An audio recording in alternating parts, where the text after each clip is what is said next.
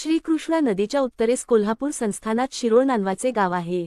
व्रीती दत्तावतारी श्रीनृसिंह सरस्वती स्वामी महाराज तेथे भिक्षेसाठी गेले.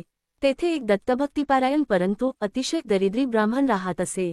त्याची भार्या पत्नी दत्तभक्त होती. त्यांच्या उद्धारासाठी श्रीनृसिंह सरस्वती महाराज भिक्षेच्या हेतूने तेथे गेले. यतीला भिक्षा हेच उपजीविकेचे साधन लक्ष्मीपती असूनही भिक्षेसाठी गावात गेले. उजव्या हातात ब्रह्म, धेनू, नाग, शंख आणि परशु मुद्रा या 5 मुद्रा बांधलेला दंड व डाव्या हातात भिक्षापात्र घेऊन हळूहळू शांतपणे ब्राह्मणाच्या घरी गेले.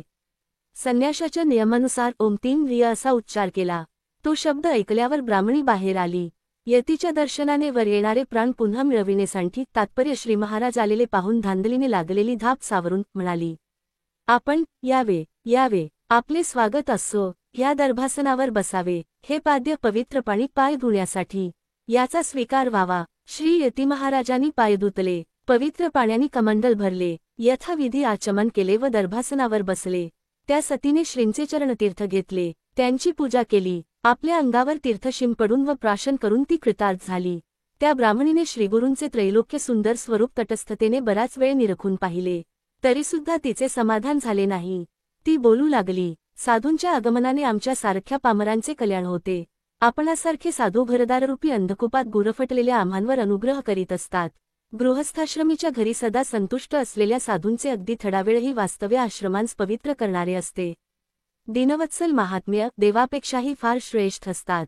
साधूंच्या ठिकाणी देव वास्तव्य करतात म्हणून ते साधूंच्या पूजेने संतुष्ट होतात. सत्पुरुषांच्या दर्शनाने पापराशी नष्ट होतात. त्यांना नमस्कार केल्याने कल्याण होते. त्यांच्या पूजनाने अविनाशी ब्रह्मपदाची प्राप्ती होते. सत्पुरुषांची पायधूळ मानसिक व शारीरिक दुःख दारिद्र्याचा नाश करते. संपत्ती देते, जन्ममरण नाहीसे करते व मनोरथांची परिपूर्ती करते. मानव प्राण्यामध्ये ब्राह्मण श्रेष्ठ, त्यांत कर्मनिष्ठ श्रेष्ठ, त्यापेक्षा उपासक श्रेष्ठ, त्याहून आपणासारखे साक्षात विष्णू स्वरूप आत्मज्ञानी श्रेष्ठ असतात. संन्यासी म्हणजे साक्षात विष्णूचीच चालती बोलती मूर्ती. आपण भोजन केल्याने त्रैलोक्यातील सर्व प्राण्यांनी भोजन केल्याचे श्रेय प्राप्त होते. संन्यासी ज्या घरातून भिक्षा न मिळाल्यामुळे परांगमुख होतात ते घर म्हणजे साक्षात अरण्यात. ज्याच्या घरी संन्याशी उपाशी राहील त्या गृहस्थाचा सर्वस्वी घात होतो. शिजविलेल्या अन्नाची भिक्षा मागणाऱ्यामध्ये ब्रह्मचारी व संन्यासी मुख्य समजावेत. त्यांना अगदी थोडी भिक्षा वाढली तरी अधिक पुण्यकारक असते. ब्रह्मचारी व यती या दोघांना भिक्षा दिली नाही तर गृहस्थाश्रमी माणसाला पाप लागते. हे सर्व माहीत असून सुद्धा मज मंदबुद्धीची आपणास अशी विनंती आहे की पतिराजांचे काही कारणास्तव बाहेर जाणे झाले आहे. अतिथींचे ते पूर्ण भक्त आहेत. ते लवकरच परत येतील. ते परत येईपर्यंत कृपाळू महाराजांनी येथे थांबावे.